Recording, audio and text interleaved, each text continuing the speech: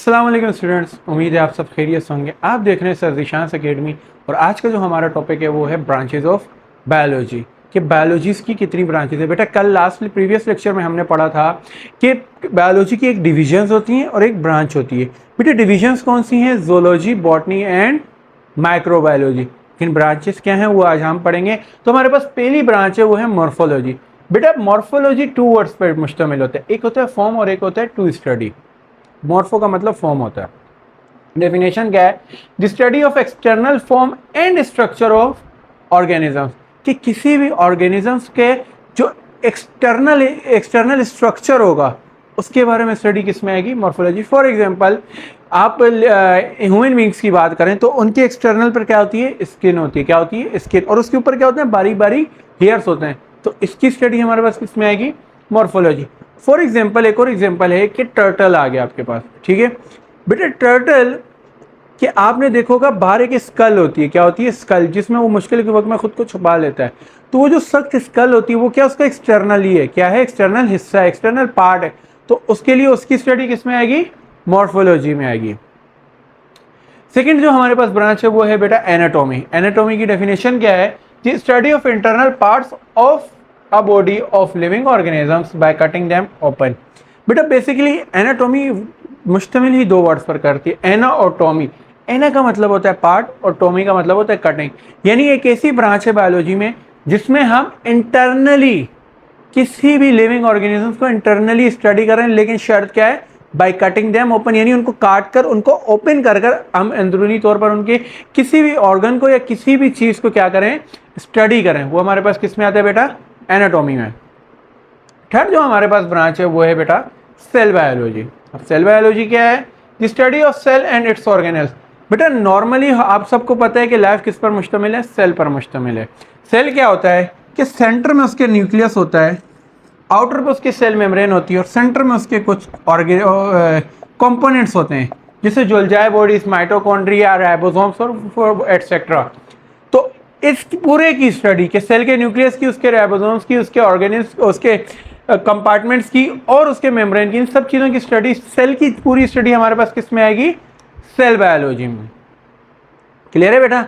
अब हमारे पास जो फोर्थ ब्रांच है वो है हिस्टोलॉजी। बेटा हिस्टो जो वर्ड है उसका मीनिंग क्या है? टिश्यूज। क्या? Tissues. The study of structure of tissues of plants and animals, के जो प्लांट्स और एनिमल्स के टिश्यूज हैं उनके स्ट्रक्चर की स्टडी करना किस में आएगा? हिस्टोलॉजी। अब टिश्यूज क्या होते हैं बेटा? फॉर एग्जांपल कि ये हमारे पास एक सेल है, सिंगल सेल, इसको हम क्या बोलेंगे? सेल। लेकिन यही सेल अपने इर्द गिर्द एक पूरी कॉलोनी बना लेता है, एक पूरा जमगुत्था बना लेता है, एक पूरी सोसाइटी बना लेता है। इस तरह से पहले सिंगल सेल था, अब क्या है? Society of a cell. तो अब इसको हम क्या नाम देते हैं? ये क्या है? टिश्यूज। क्या है? टिश्यूज। एक टिश्यूज बहुत सारे सेल से, एक ही किस्म के सेल से मिलकर बना होता है और उसके स्ट्रक्चर की स्टडी करना किस में आता है? हिस्टोलॉजी में आता है। नंबर 5 पर हमारे पास है बेटा फिजियोलॉजी। फिजियोलॉजी क्या है? The study about function of living organism. बेटा बेसिकली जो फिजियो वर्ड है उसकी मीनिंग है क्या? क्या? नेचर। और किसी भी लिविंग ऑर्गेनिज्म का काम किस तरह होता है, उसकी नेचर क्या, उसके फंक्शंस क्या है, इसकी स्टडी हम किस में करते हैं? फिजियोलॉजी में। किस में करते हैं बेटा? फिजियोलॉजी में। तो स्टूडेंट्स नेक्स्ट जो हमारे पास ब्रांच है वो है टैक्सोनॉमी। बेटा टैक्सोनॉमी क्या है? The study of the rules, principles, grouping and naming the living organism, कि ये किसी भी लिविंग ऑर्गेनिजम्स के ग्रुप्स बनाना और उनको साइंटिफिक नेम देना हमारे पास किस में आता है? टैक्सोनॉमी में। बेटा बेसिकली टैक्सोनॉमी बेस ही दो वर्ड्स पर करता है, एक है अरेंजमेंट, टैक्सो मतलब अरेंजमेंट और नॉमी मतलब नेम। अब इसकी एग्जांपल यूँ लें कि आप एक कमरे में जाएं जहाँ 1000 किताबें या 100 किताबें बिखरी पड़ी हों और आपको अपनी मतलब की किताब ढूंढनी है, तो आपको काफ़ी टाइम लग जाएगा या हो सकता है वो किताब आपको मिले ही ना। आप 1-2 दिन लगा लें, शायद जाके मिल जाए। वहीं पर अगर आप एक लाइब्रेरी के अंदर जाएं तो आपने देखा होगा मुख्तलिफ सेक्शंस बने होंगे। क्या बने होंगे? सेक्शंस। अब आपको जो आपके मतलब की बुक चाहिए और फॉर एग्जांपल स्टूडेंट्स वो बुक के फर्स्ट वर्ड है ए, आप ए सेक्शंस में जाएंगे और अपनी बुक इजीली वहाँ से बोरो कर लेंगे। तो इसी तरह एनिमल्स को या लिविंग ऑर्गेनिजम्स को भी मुख्तलिफ ग्रुप्स में डिवाइड किया गया है और उनको एक ख़ास साइंटिफिक नेम भी दिया गया है ताकि अगर इनकी फर्दर स्टडी करनी हो तो हमारे पास क्या हो, इजीली अवेलेबल हो। तो बेटा नेक्स्ट जो हमारे पास ब्रांच है वो है जेनेटिक्स। बेटा जेनेटिक्स क्या है? The study of heredity that is transferring of characters from parents to offspring. बेटा हेरिडिटी का मतलब क्या है? विरासत में मिलने वाली चीजें। क्या? विरासत में मिलने वाली चीजें। दैट इज ट्रांसफरिंग, जो कि ट्रांसफर हो रहा है ऑफ करेक्टर्स, जो किसका ट्रांसफर है? करेक्टर्स का यानी खसूसियात का। फ्रॉम पेरेंट्स टू ऑफस्प्रिंग, वालिदैन से बच्चों में। किस तरह कि फॉर एग्जांपल अगर फादर के हेयर कलर ब्लैक है तो बच्चे के हेयर कलर ब्लैक होगा, तो ये क्या होगा? फादर से उसमें क्या ट्रांसफर हुआ? एक खास करेक्टर का ट्रांसफर हुआ। अगर किसी बच्चे की आई का कलर ब्राउन है और उसकी मदर की आई का कलर भी ब्राउन है और वो करेक्टर बच्चे में शो हो गया, तो किसका ट्रांसफर है? विरासत में किससे, किस तरफ से मिले? अपने पेरेंट्स की तरफ से। तो इस चीज की स्टडी कि विरासत में हमें कौन से करेक्टर्स मिल रहे हैं और कौन से नहीं मिल रहे हैं, इसकी स्टडी हमारे पास किस में आती है बेटा? जेनेटिक्स में आती है। किस में आती है? जेनेटिक्स में।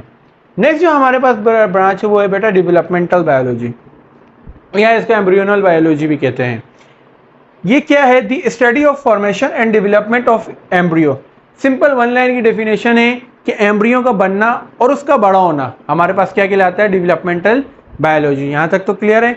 अभी एम्ब्रियो क्या होता है? सवाल यहाँ ये पैदा होता है। बेटा अभी मैंने जेनेटिक बायोलॉजी के अंदर जिक्र किया है कि दो पेरेंट्स से एक ऑफस्प्रिंग में करेक्टर्स जाते हैं। ठीक है, ये फादर आ गया, ये आ गई मदर।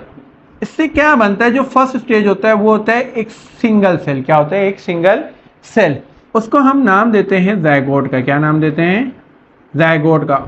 और उस सेल से आगे चलकर हमारे पास क्या बनता है? कंप्लीट ह्यूमन बीइंग बनता है। क्या बनता है? Complete human being.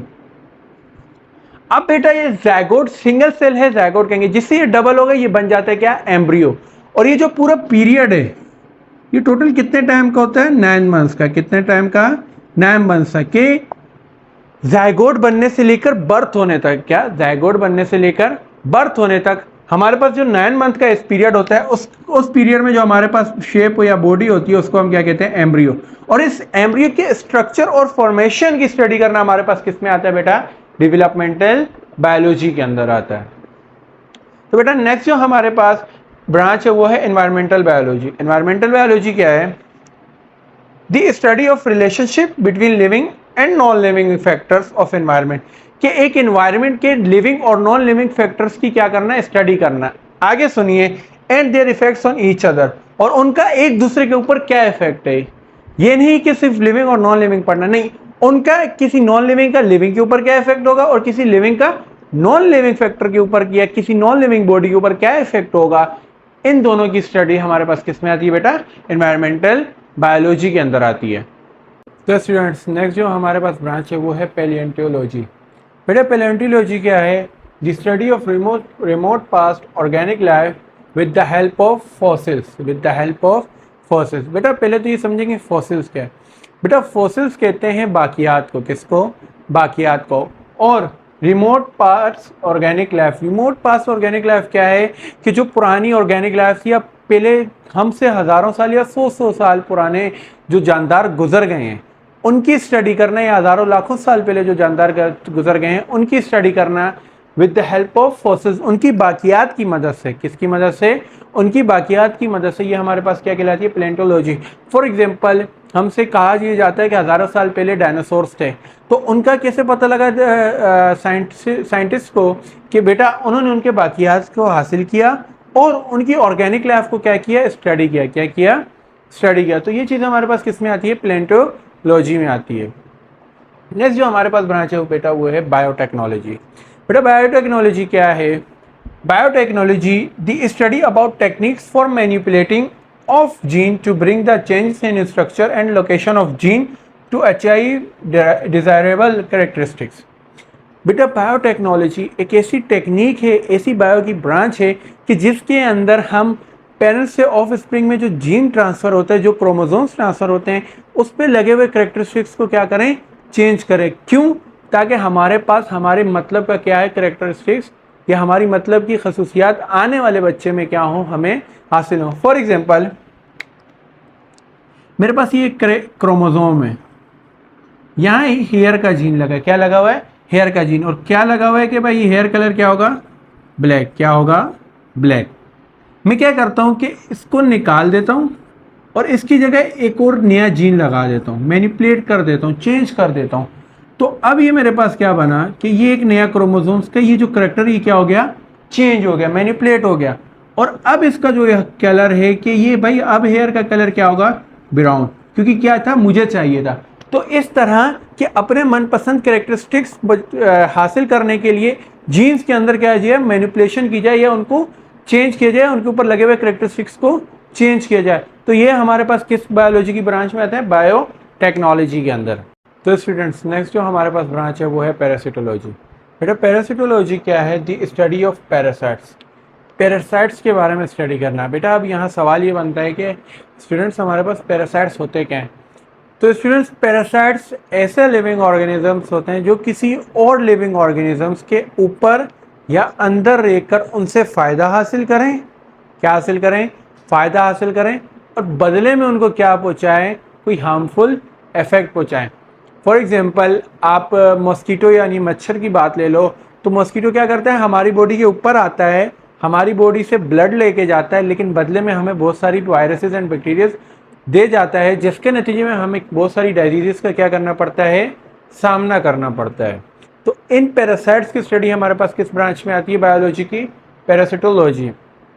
बेटा नेक्स्ट जो हमारे पास है ब्रांच वो है pharmacology, the study about the effects of या एक्शन ऑफ ड्रग्स, कि ड्रग्स का क्या एक्शन होगा लिविंग ऑर्गेनिजम्स के ऊपर या ह्यूमन बीइंग्स के ऊपर, वो हम किस में पढ़ते हैं, फार्माकोलॉजी के ऊपर। कि बेटा ड्रग्स एक मेडिकल यूजेस के लिए भी होती है और एक एडिक्शन तौर के पे भी यूज होती है। तो कौन सी ड्रग कितनी एडिक्टिव है, कितनी क्वांटिटी के लिए वो सेफ है और कितनी क्वांटिटी के बाद वो हार्मफुल है, ये सारी चीज़ें हम किस में पढ़ते हैं, फार्माकोलॉजी के अंदर। नेक्स्ट जो हमारे पास बेटा बायोलॉजी की ब्रांच है वो है molecular biology, the study of organic molecules which constitute cell and its organelles. कि बेटा सेल और उसके ऑर्गेनल्स को बनाने के लिए जो चीज़ें, जो मॉलिक्यूल्स, जो केमिकल्स के इस्तेमाल होते हैं, जो मॉलिक्यूल्स इस्तेमाल होते हैं, उनको स्टडी करना हमारे पास किस में आता है, मॉलिक्यूलर बायोलॉजी में अंदर। बेटा मोस्ट ऑफ द पार्ट हमारा तो बेसिकली जो सेल का है वो किस पर मुश्तमिल होता है, वाटर के ऊपर। किस पे मुश्तमिल होता है, वाटर पर।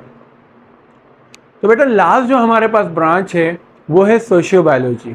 सोशियोबायोलॉजी क्या है, the study of social behavior of living organisms and interactions between theirs, कि दो लिविंग ऑर्गेनिजम्स का आपस में रहने का तरीका, ठीक है, और उनके एक दूसरे के ऊपर क्या इफेक्ट है। फॉर एग्जांपल एक फॉरेस्ट यानी जंगल की मिसाल ले लें, एक जंगल में एक चीता रहता है और एक शेर रहता है, तो वो दोनों आपस में सोशली किस तरह कनेक्ट होंगे, वो दोनों एक दूसरे को किस तरह बिहेव करेंगे, किस तरह एक आया शेर चीते का शिकार करेगा या वो उसका करेगा, XYZ। तो ये जो पूरी बात होती है कि दो ऑर्गेनिजम्स किस तरह एक दूसरे से बिहेव करते हैं, आपस में किस तरह ताल्लुक रखते हैं या आपस में एक दूसरे से किस तरह इंटरेक्ट होते हैं, वो चीज़ हम किस में पढ़ते हैं, सोशियो बायोलॉजी के अंदर। तो स्टूडेंट्स आज के लिए इतना ही, उम्मीद है आप सबको समझ आया होगा। लाइक करें, कमेंट करें और शेयर करें। आप सबका बहुत शुक्रिया, थैंक यू।